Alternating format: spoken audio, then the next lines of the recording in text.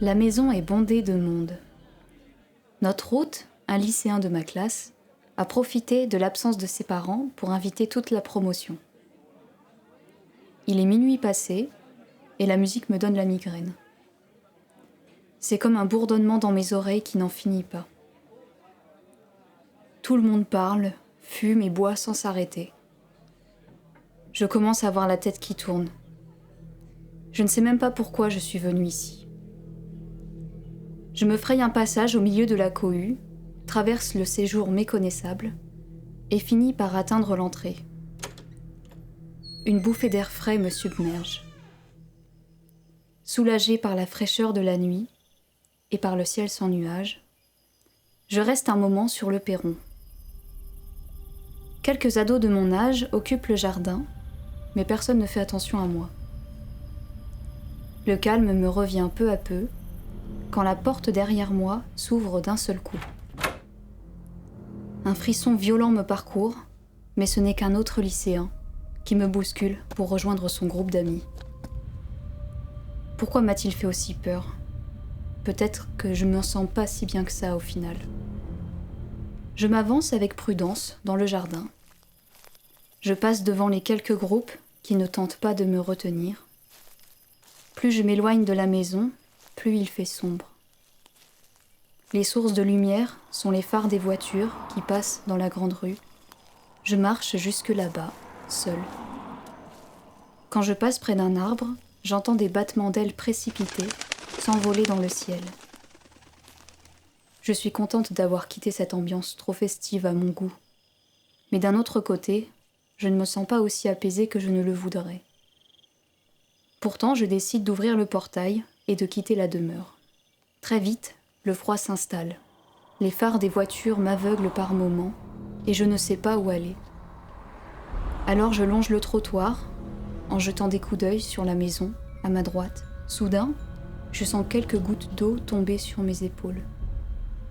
Quand je lève les yeux, je constate avec stupeur que le ciel est maintenant couvert de nuages.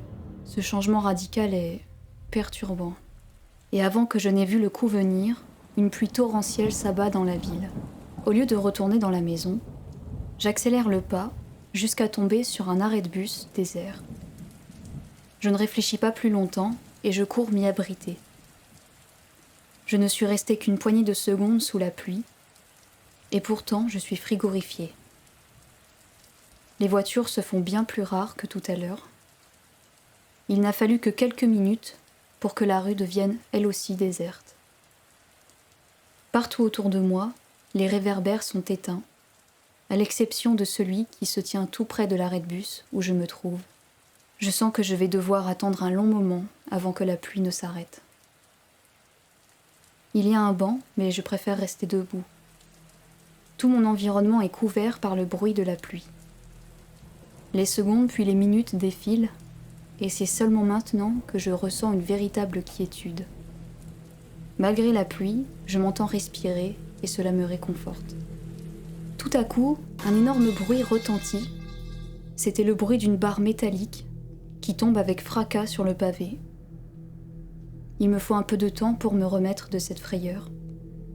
La faible lueur du réverbère ne me permet pas de voir à plus de 2 mètres à la ronde. Le temps de reprendre mes esprits, je perçois à nouveau le bruit de la pluie.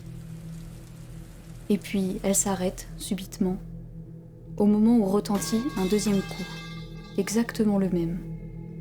C'est comme si, pendant une fraction de seconde, on m'avait mise dans une bulle insonorisée et que cette barre en métal venait la fracasser en 1000 morceaux. Mes tympans vibrent et me font mal. Ce deuxième coup résonne partout autour de moi, il est encore plus puissant que le premier. Cette fois-ci, j'ai du mal à reprendre mon souffle. C'est là qu'une petite main m'agrippe l'épaule. Mon premier réflexe est de bondir en avant pour m'éloigner le plus possible de la personne qui vient d'apparaître derrière moi.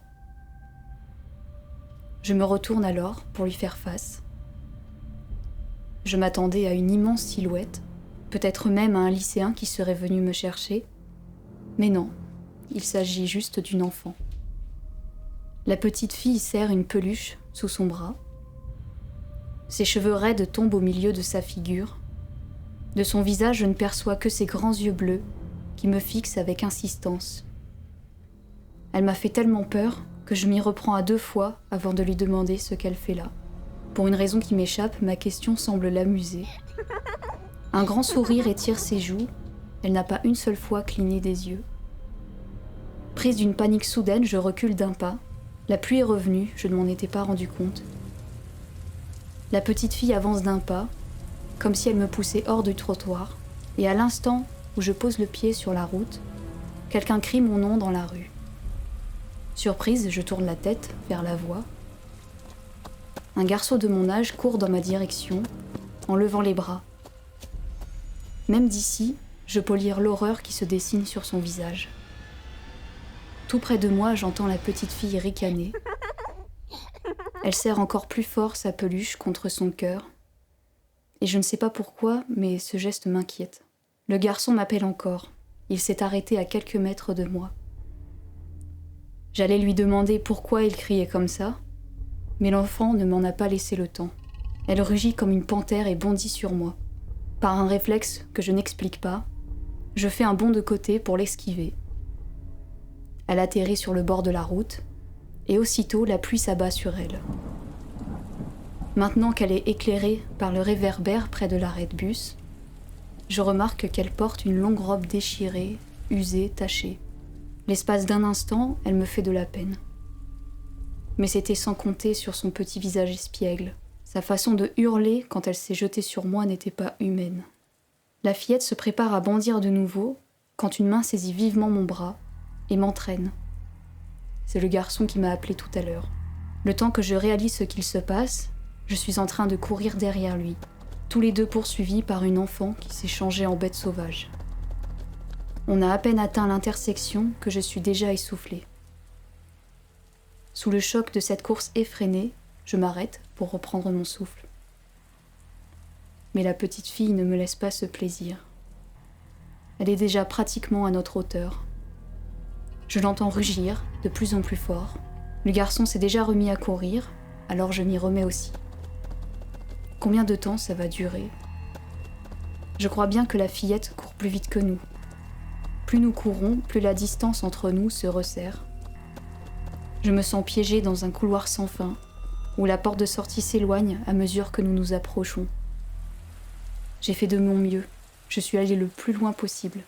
J'ai mis tant d'efforts dans ce sprint inattendu que mes jambes se dérobent aussitôt. Je m'écroule devant le garçon qui, je le sais, n'aura pas le temps de me relever. Pourtant, il accourt vers moi. Mais comme je m'y attendais, la fillette m'atteint avant lui. L'adrénaline qui s'était emparée de moi retombe comme une pierre. Mon sang se glace, mes yeux s'arrondissent. J'entends derrière moi la panthère bondir et m'attraper le tibia. Le cri du garçon résonne comme une cacophonie à mes oreilles, et je ne sens rien d'autre que la pluie qui inonde la rue. Merci beaucoup d'avoir écouté cette histoire. Comme d'habitude, n'hésitez pas à me donner votre avis en commentaire. Vous pouvez aussi me retrouver sur Instagram et sur Twitch, les liens sont en description de cette vidéo. Et quant à nous, on se retrouve ici même la semaine prochaine pour une nouvelle histoire. À bientôt!